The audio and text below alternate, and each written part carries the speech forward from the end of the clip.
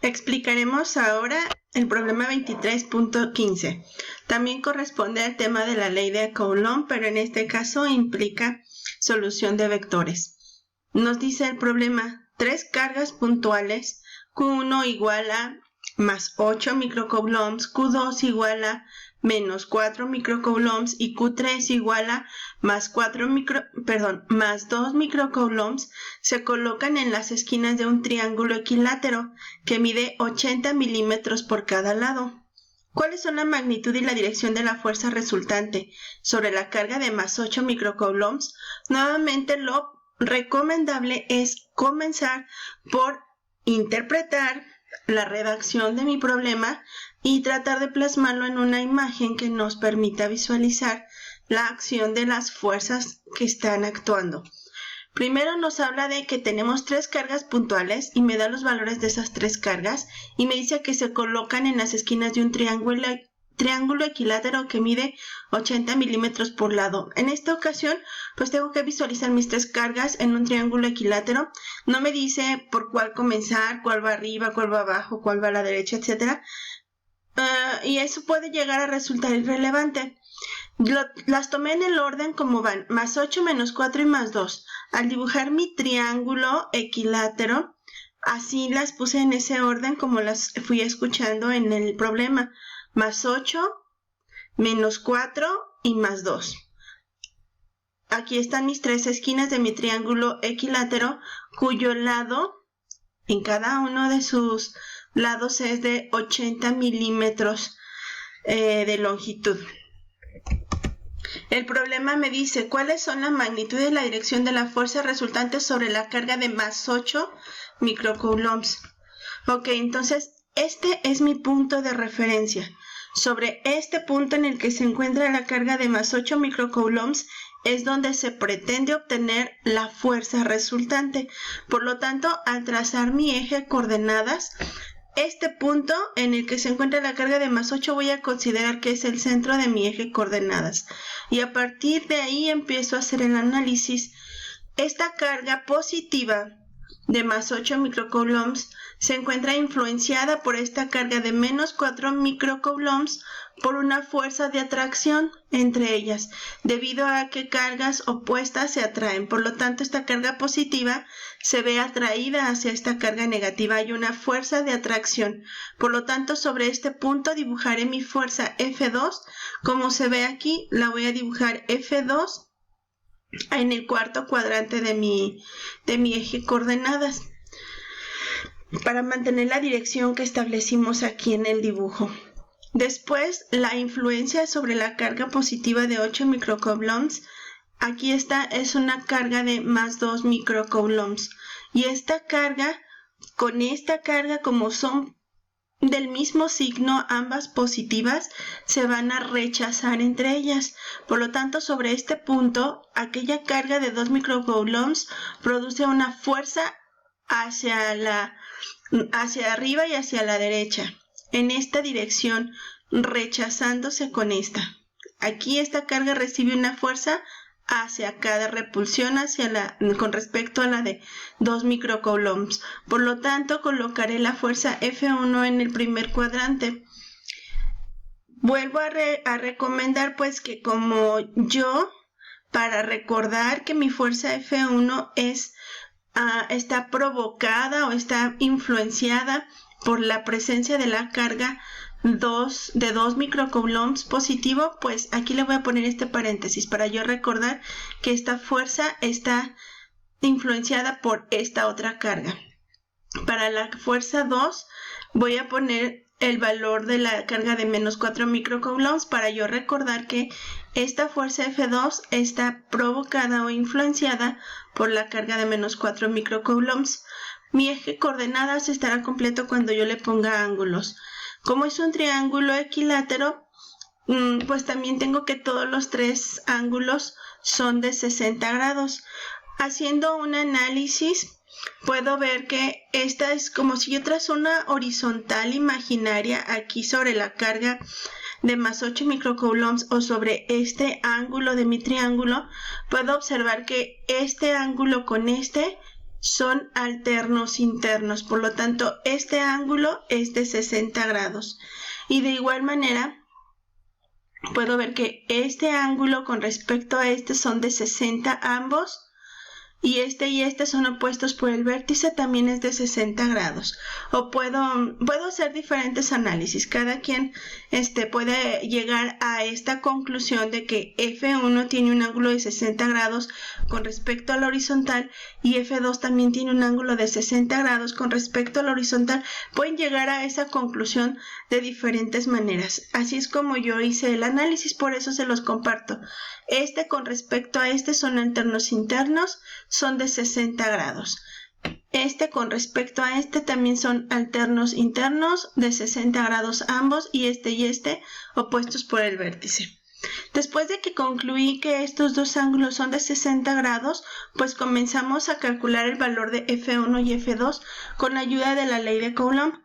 F1 va a ser igual a mi constante eléctrica por las dos cargas que producen F1. Las dos cargas que producen F1 son más 2 y más 8 microcoulombs, con una distancia entre ellas dos de 80 milímetros. Por lo tanto, pondremos 80 por 10 a la menos 3 metros al cuadrado. Al introducir esto en la calculadora, el resultado nos da 22.5 newtons. La fuerza 2 está causada debido a la acción de la carga de más 8 microcoulombs con la carga de menos 4. Aquí tengo yo mi recordatorio. Por lo tanto, pondré mi constante eléctrica por la carga de 4 microcoulombs multiplicando la carga de 8 microcoulombs. El prefijo micro por 10 a la menos 6 y se lo pongo a cada uno de los valores de mis cargas entre la distancia que hay entre esta y esta carga. Como es equilátero, pues también son 80 milímetros. Y aquí está 80 por 10 a la menos 3, mili por 10 a la menos 3. Entonces, en lugar de poner el prefijo, simplemente pongo el factor que corresponde al prefijo mili por 10 a la menos 3 metros. Y esta distancia al cuadrado. Al introducir esto en la calculadora debe darnos un resultado de 45 newtons. Este problema se puede concluir pues haciendo suma de fuerzas en X, suma de fuerzas en Y para aplicar nuestra fórmula y poder obtener la resultante. La suma de fuerzas en X va a ser encontrar la suma de las componentes en X de cada uno de mis dos vectores que componen mi sistema de vectores. Empiezo con F1. Recuerden que para calcular la componente en X es vector coseno del ángulo. En este caso, F1 coseno de 60. F1 que vale 22.5 coseno de 60. Con signo positivo porque este vector con respecto a X está hacia el lado de las más X. Ahora, continúo con el vector F2, donde el valor de F2 es 45 coseno de 60 grados. ¿Por qué el signo positivo? Porque este vector F2 con respecto a X está también del lado de las X positiva. Solamente que estos vectores estuvieran de este lado, ya sea en el segundo o en el tercer cuadrante, pues consideraríamos signos negativos. Pero aquí mis dos vectores están en el primero y en el cuarto cuadrante, lugar o dirección en la que tengo hacia mis X positivas. Por lo tanto, ambos son positivos. Introduzco esto en la calculadora y mi resultado es 33.75. Vamos a hacer la suma de fuerzas en Y y nuevamente vector, para sacar la componente en Y de un vector hay que multiplicar el vector por el seno del ángulo. F seno de 60, F1 seno de 60. F1 vale 22.5 seno de 60. ¿Qué signo le pongo a F1 respecto al eje Y? Pues positivo porque va hacia arriba. Por lo tanto será positivo 22.5 seno de 60. Y luego sigo con el otro vector que en este caso es F2, vale 45 seno de 60. Pero a este vector sí le tengo que poner el signo negativo porque con respecto a Y está hacia el lado de las menos Y.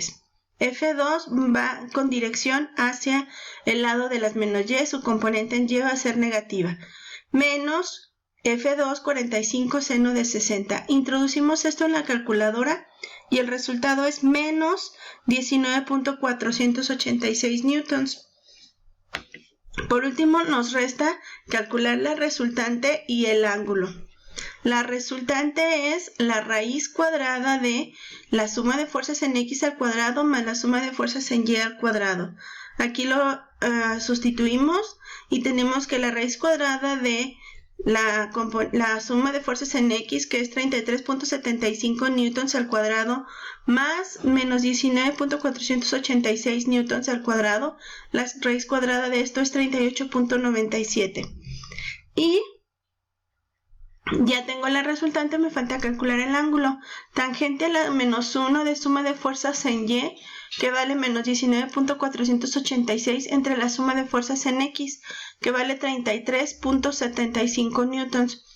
Al introducir esto en la calculadora, el resultado es menos 30 grados. Si ustedes tomaran solo 2 décimas o una, el resultado sería 29.999. Entonces vamos a considerar que es menos 30 y ¿en qué cuadrante va a quedar este ángulo de menos 30? Siempre las funciones trigonométricas, al hacerles la función inversa, nos va a dar valores de 0 a 90 grados, donde puede ser que nos salgan signos negativos. ¿Y qué significa este signo negativo? Pues este signo representa que puede estar en el cuadrante 2, en el 3 o incluso en el 4. Para este caso, el resultado está en el cuadrante 4. ¿Cómo llegué a la conclusión de que está en el cuarto cuadrante? Pues observo, la suma de fuerzas en x es positiva, la suma de fuerzas en y es negativa. ¿En qué cuadrante tengo x positiva y y negativa? Pues en el cuarto cuadrante, x positiva, y negativas. Por lo tanto, pues podemos expresar el resultado como que son 30 grados en el cuarto cuadrante y esos 30 grados estarían medidos respecto al eje X, o bien podemos hacer 360 menos los 30 grados respecto a X, pues vamos a tener que otra forma de representar mi resultado es 330 grados.